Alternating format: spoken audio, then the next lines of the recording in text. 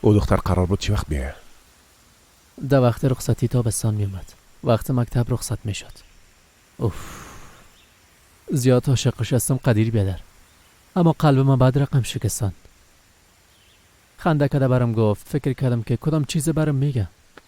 شام ده اینترنت دیدم گفتم ایر از آلمانی به ترکی ترجمه کو.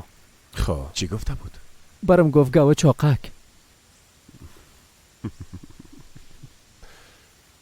بچیم شاید اشتباه ترجمه کرده باشه. درست است.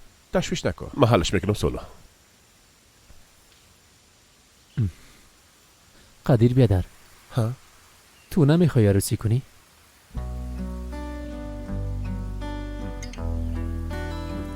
او روز مرا در مکتب بیادر گفتی، دیگه مرا بیادر نکن. استاد قدیر بگو، درست است؟ درست است قدیر بیادر.